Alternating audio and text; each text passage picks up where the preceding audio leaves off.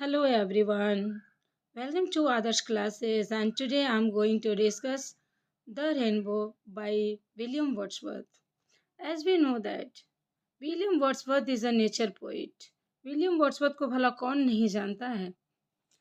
He is the beginner of the romantic age, or we can say that William Wordsworth is a great and prominent figure of the world of the field of English literature. And he was one of the leading figure in the 19th century romantic movement. वो romantic century के एकदम एक leading figure के तौर पे थे. He was a writer और poet of nature and humanity. उनको नेचर पे लिखना बहुत ही ज़्यादा पसंद था.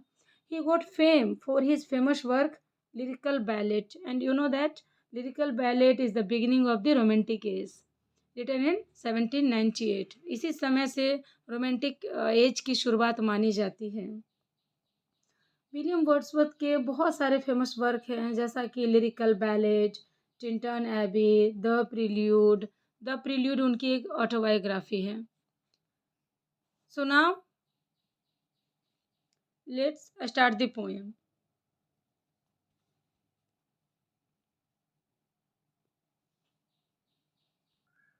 Okay, now the another name of this poem is My Heart Lifts Up.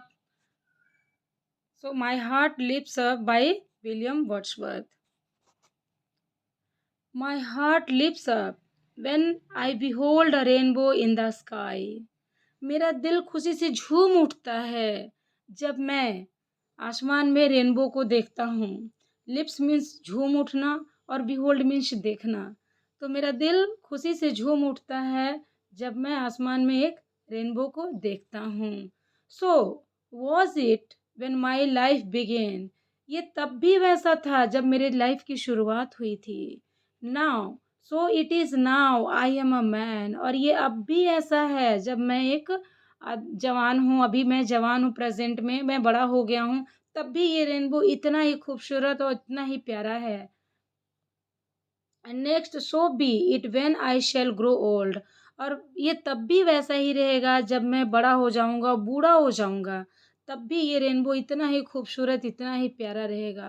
यहाँ पर आप देख सकते हैं कि इन तीनों लाइनों में यहाँ पे पास्ट की, प्रेजेंट की और फ्यूचर की बात की गई है कि जब मैं बचपन में छोटा था और अब मैं जब प्रेजेंट में बड़ा हूँ और फ्यूचर में जब मैं बूढ़ा हो जाऊंगा, तो कितनी ही खूबसूरती से विलियम वर्ड्सवर्थ ने पास्ट, प्रेजेंट और फ्यूचर को इन तीन लाइनों में बहुत ही खूबसूरती से उन्होंने शो अप किया है, दिखाया है, डिस्क्राइब किया है. Now and very important line this, और लेट मी डाई, और लेट मी डाई. इस लाइन में वर्ड्सवर्थ रिग्रेट करते हैं कि अगर ऐसा नहीं हुआ तो मेरा जीना एकदम व्यर्थ है, एकदम बेकार है, मुझे मर जाना चाहिए. अगर मैं रेनबो को नहीं देख पाऊंगा तो मुझे मर जाना चाहिए. मुझे फिर जीने का कोई उसमें स्वार्थ नहीं है फिर. And next one very important line this, the child is the father of man. ये विलियम वर्ड्सवर्थ का एक पंक्चुअल लाइन है. इस लाइन का एक बहुत ही इंपॉर्टेंट मीनिंग है कि the child is father of man. It is also a quotation written by William Wordsworth.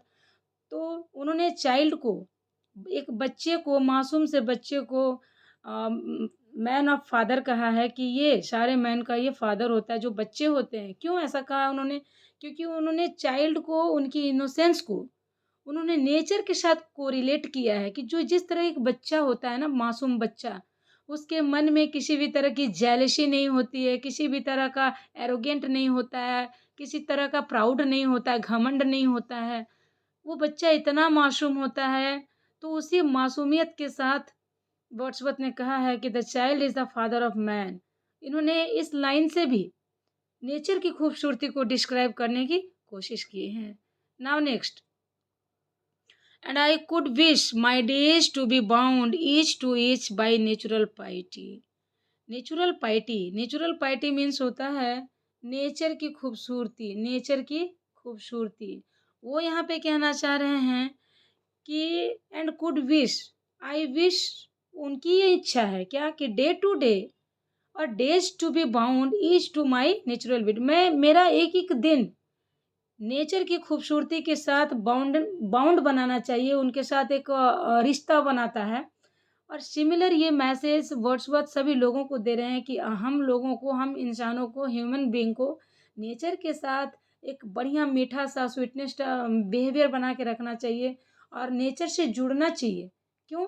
क्योंकि नेचर जो है कहीं न कहीं एक तरह का टीचर है। Nature is the teacher of human being. उन्होंने नेचर को पोएट भी कहा है। नेचर को टीचर भी कहा है। तो नेचर से कहता है कि उनकी एक पोएम है, उन्होंने उसमें कहा है कि प्रकृति से सीखो, नेचर से we can learn from the nature. हम नेचर से बहुत सारी चीज़ें सीख सकते हैं, किताबों में कुछ नहीं रखा है। हालाँकि उनकी एक पोएट्री में ऐसा ज़िक्र है कि किताबों में कुछ नहीं रखा है, वो अपने दोस्त को कंसीडर करते हैं और कहते हैं कि इस किताब से बाहर निकलो और नेचर की ब्यूटीनेस को देखो, उनकी खूबसूरती को देखो। तो ओवरऑल वर्ड्सवर्थ यहाँ समझाना चाह रहे हैं कि नेचर में जो है, नेचर हमारा बहुत ही खूबसूरत है और नेचर की खूबसूरती को हमें बनाए रखना चाहिए। इस छोटी सी पोयम में वर्ड्सवर्थ ने दुनिया की तमाम नेचर से जुड़ी हुई जानकारी दी है। आई होप कि ये वीडियो आपको पसंद आएगा। Thank you. Thanks for watching.